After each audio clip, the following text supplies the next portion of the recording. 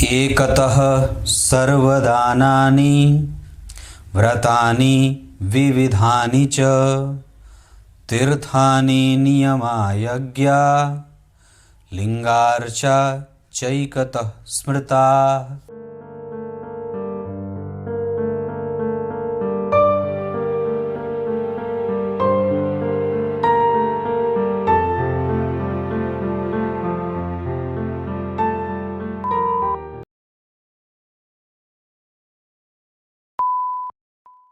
प्रिय दर्शकों नमस्कार, एक बार फिर से उपस्थित हूँ आप सबके सामने बुधवार के कार्यक्रम में। आज के कार्यक्रम से आज आप लोगों को बहुत ही क्लियर ये बात स्पष्टतया किसी की कुंडली देख करके ये समझ जाएंगे कि उस व्यक्ति की कुंडली में धन की जो गति है वो एक सी रहेगी या फ्लक्चुएशन वाली रहेगी। मतलब अगर किसी व्यक्ति की कुंडली आपने देखी और उसकी कुंडली के कुछ विशेष भावों का अध्ययन करके ये बात जान जाएंगे कि इस व्यक्ति के जीवन में जो धन आया है या जो धन की आने की गति है वो लगातार है। इसको आप दो तरीके से समझ सकते हैं। मतलब आपके पास जो इनकम का सोर्स है वो या तो सरकारी क्षेत्र से है क्योंकि बंधी हुई आमदनी है, या तो प्राइवेट सेक्टर से है जो कि बंधी हुई आमदनी है। मतलब ये कार्यक्रम आपको ये बताएगा कि आपकी सरकारी नौकरी लगेगी या नहीं लगेगी। इसमें से कुछ सिद्धांत जो हमारे आचार्य के हैं वो मैं बताऊंगा और कुछ सिद्धांत जो मैंने कुंडलियों के अध्ययन से प्राप्त किया है विभिन्न कुंडलियों पे वो भी बताऊंगा। शुरू करते हैं आज का कार्यक्रम। कहीं नहीं जाना है, बिल्कुल बन के रहिएगा। कार्यक्रम के आरंभ में जो मैंने श्लोक पढ़ा है वो शिवलिंग की पूजा, पार्थिव शिवलिंग की पूजा की महिमा का वर्णन करता है जो कि अंतिम में बताऊंगा। धन भाव है ये, और ये है पंचम भाव धन का सुख। वस्तुतः अगर आप किसी भी भाव का सुख देखना चाहते हैं कि पुत्र का सुख कैसा है तो पुत्र का सुख यहाँ से देखेंगे कि पुत्र होगा कि नहीं, लेकिन पुत्र होगा तो वो उसका सुख कैसा है तो उसके लिए आपको इस भाव का चौथा भाव यानी कि आठवां भाव देखना होगा भवत भावम सिद्धांत के तहत। तो इस भाव ये धन भाव है तो धन का सुख कैसा तो उसके लिए आपको पांचवा भाव देखना होगा। उसके बाद अगर करियर कैसा है, सामाजिक उत्थान कैसा है, उसका सुख कैसा है तो उसके लिए आपको इस भाव का चौथा देखना होगा यानी कि लग्न भाव। क्लियर है? उसके बाद मैं जो काम करूंगा उसमें मेरे भाग्य का सुख है कि नहीं है, या मैं जिस चीज के लिए मेहनत कर रहा हूं वो मुझे प्राप्त होगा कि नहीं। मान लीजिए मैं ये पेन जो है वो यहाँ रखा है और मैं यहाँ हूँ, तो मैं इसको पाने के लिए जो कोशिश कर रहा हूँ वो उसका सुख मुझे है कि नहीं है, इस वस्तु से लिखने का सुख मुझे है कि नहीं है। तो उसके लिए आपको छठवां भाव देखना होगा और नवम भाव देखना होगा क्योंकि ये प्रतियोगिता का भाव है और ये उसका सुख होगा।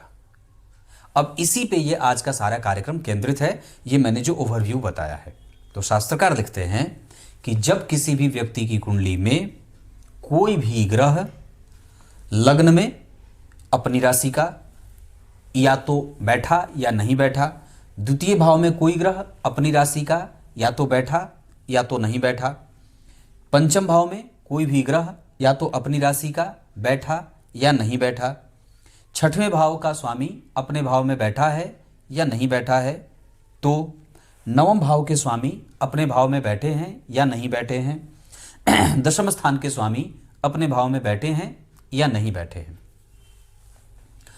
अगर बैठे हैं तो ये इस बात की गारंटी देते हैं कि आपके जीवन में जो भी धन का फ्लो होगा वो एक रस होगा, एक जैसा होगा और लगातार होगा।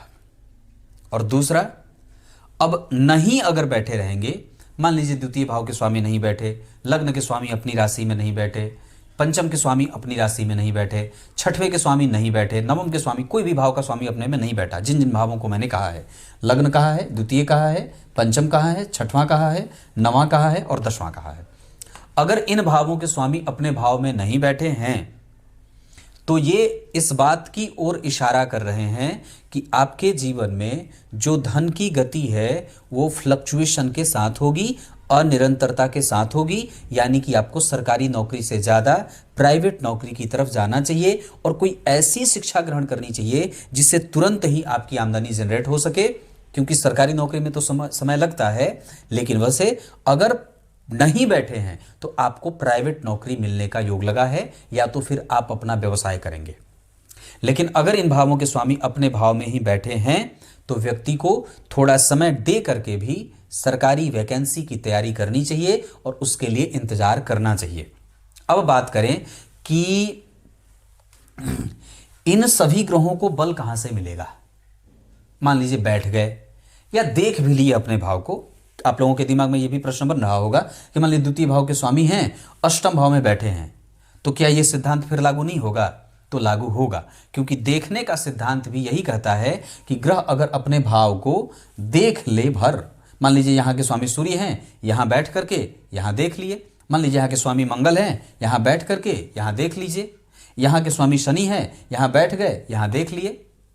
तो क्या कहता है सिद्धांत कि देखने का सिद्धांत भी इस बात की तरफ इशारा करेगा कि आपके जीवन में जो धन आने वाला है वो एक रस आने वाला है, एक समान आने वाला है, सरकारी क्षेत्रों से आने वाला है। ये भाव के अधिपति के देखने और बैठने की बात हो गई। अब बात करते हैं कि तो क्या जितने भी लोग सरकारी नौकरी में हैं उनके ऊपर ये सारे सिद्धांत लागू होंगे? और ऐसे आपको कई कुंडलियां मिल जाएंगी जहां पे ये सिद्धांत बिल्कुल भी लागू नहीं होता है, तो उनको आखिर सरकारी नौकरी क्यों मिली? तो उसके पीछे का सिद्धांत कहता है कि अगर आपकी कुंडली में चंद्रमा के पास पक्ष का बल है, मतलब शुक्ल पक्ष के अष्टमी तिथि से लेकर के और कृष्ण पक्ष के अष्टमी तिथि के बीच का जन्म है, तो उस व्यक्ति को आसानी से सरकारी नौकरी मिल जाती है, या उसके जीवन का जो धन का फ्लो है वो लगातार एक जैसा रहेगा। 20,000 तो 20,000, बढ़ जाए घटे नहीं। और अगर यही चंद्रमा कृष्ण पक्ष के अष्टमी तिथि से लेकर के और शुक्ल पक्ष के सप्तमी तिथि के बीच के हैं, तो ये प्राइवेट सेक्टर से धन लेके आएंगे जो आपकी परफॉर्मेंस के हिसाब से घटता बढ़ता भी रहता है, या कई बार उसके जाने का खतरा भी आपके सर पे मंडराता रहता है। क्लियर है? अब जो मैंने सिद्धांत बनाया है या जो मैंने बहुत सारी कुंडलियों पे देखा है, और कई बार तो इसके कुछ आचार्य ने भी इस मत की प्रशंसा की है कि चतुर्थ स्थान के स्वामी का संबंध जब कभी भी छठवें भाव के स्वामी से बन जाए, या तो दृष्टि का, या तो युति का, या स्थान परिवर्तन का, तो ये एकमात्र ऐसा सिद्धांत है जो आपको ये कहता है कि आपको सरकारी नौकरी की कोशिश करनी चाहिए। और ये सिद्धांत लगभग मैंने अपने इस 7-8 साल के करियर में जहां तक देखा है कभी असफल होते नहीं देखा है। ये मेरा सिद्धांत था जिसे आधुनिक आचार्य भी मानते हैं। और एक सिद्धांत और है कि जन्म कुंडली के दशम स्थान के स्वामी जब छठवें स्थान में बैठ जाते हैं तो ये भी काफी हद तक 75% तक ये इशारा कर देते हैं कि हाँ, आपको सरकारी नौकरी की तैयारी करनी चाहिए। आपके जीवन में जो धन आएगा वो रेगुलर एक जैसा रहेगा। अब जरा ध्यान से समझिएगा, एक प्रैक्टिकल बात बताता हूं। मान लीजिए दशम स्थान के स्वामी छठवें स्थान में बैठे हैं, तो ये उतने प्रबल योग नहीं बनाएंगे सरकारी नौकरी के। लेकिन अगर ये योग बन रहा हो और आपके चंद्रमा शुभ ग्रह बन रहे हो, मतलब शुक्ल पक्ष के अष्टमी तिथि से लेकर के और कृष्ण पक्ष के अष्टमी सप्तमी तिथि तक का जन्म है, और ये सूर्य यहां या इस भाव का स्वामी यहां बैठा है, तो ये 75 और प्लस 25 का योग बन जाएगा। यानी कि 100% तक आपकी कुंडली में धन की गति एक जैसी रहेगी। आप कभी भी इस चिंता से व्यग्र नहीं रहेंगे कि हाँ, मुझे आज तो मिल गया, कल मिलेगा कि नहीं मिलेगा। और एक सिद्धांत और बताता हूं जो मैंने कई कुंडलियों पे लागू होते देखा है। जन्म कुंडली के दशम स्थान के स्वामी या दशम स्थान से शनि का संबंध बन जाए तो सरकारी नौकरी देते हैं।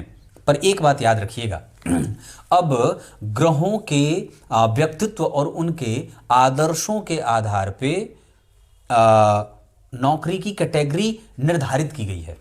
जैसे सूर्य उच्च पद की नौकरी, गैजेटेड, सूर्य और चंद्रमा उच्च पद की नौकरी देते हैं। सूर्य केंद्र सरकार की नौकरी और चंद्रमा राज्य सरकार की नौकरी। वस्तुतः ये दोनों ही ठीक रहेंगे तो केंद्र में भी मिल जाएगी, राज्य में भी मिल जाएगी। आप इसको ऐसे समझ सकते हैं। मंगल प्रशासनिक सेवाओं में उच्च पद देते हैं। बुध लेखन, पत्रकार, कवि और प्रोफेसर आदि बनाने में अच्छी नौकरी दे जाते हैं। देवगुरु बृहस्पति और शुक्र भी प्रशासनिक सेवाओं में और गैजेटेड ऑफिसर में नौकरी, मंत्री पद आदि, मंत्री के समकक्ष बैठने वाला, उनको ज्ञान देने वाला, उनको अनुभव देने वाला, उनको सलाह देने वाली, क्योंकि ये दोनों ग्रह नौकरी देने वाले होते हैं और मंत्री पद पे जिम्मेदार होते हैं। ग्रहों का जो सिंहासन बना उसमें सूर्य और चंद्रमा राजा बन गए और मंगल सेनापति बन गए, बुध राजकुमार बन गए, गुरु और शुक्र मंत्री बन गए। तो ये दोनों मंत्री और मंत्राणी होते हैं। और शनिदेव जो होते हैं वो जब कभी आपकी कुंडली के दशम स्थान से थोड़े संबंध बना रहे हों तो ये छोटे वर्ग की नौकरी देते हैं, जैसे चतुर्थ वर्गीय कर्मचारी हो जाए, थर्ड ग्रेड की नौकरी हो जाए या ग्रुप बी की नौकरी हो जाए, जो प्रमोशन प्राप्त करके आगे बढ़ते हैं।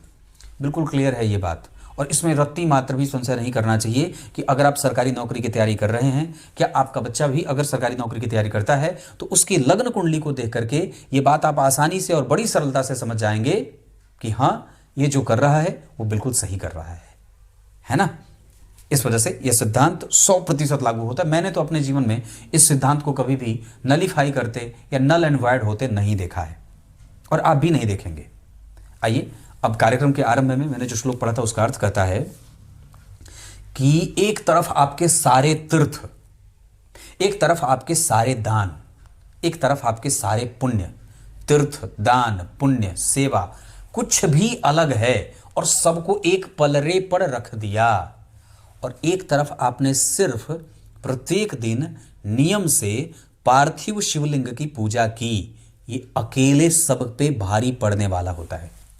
आपने अमरनाथ नहीं किया, आपने केदारनाथ नहीं दर्शन किया, आपने कोई सप्तपुरियों में कभी समुद्र का दर्शन नहीं किया, किसी मंदिर के गर्भगृह का दर्शन नहीं किया, सिर्फ अपने घर पे बैठ करके पार्थिव शिवलिंग की पूजा करते रहे, तो याद रखिए ये सभी चीजों पे भारी पड़ जाने वाला होता है ना। शास्त्रकार लिखते हैं ना, क्या कहा कि ब्रह्मा कृत युगे देवो त्रेतायाम भगवान रवि द्वापरे नारायणो साक्षात कलौ देवो महेश्वरः। कली के देवता भगवान शिव हैं। तो इस हिसाब से यहाँ पे विश्वेश्वर संहिता का ये बड़ा अच्छा श्लोक है जो ये कहता है कि सारे दान, सारे तीर्थ, सारे तप तपस्या अलग एक तरफ और शिवलिंग की पूजा में से पार्थिव शिवलिंग की पूजा अलग एक तरफ। अकाट्य सिद्धांत। तब तक के लिए बहुत बहुत नमस्कार।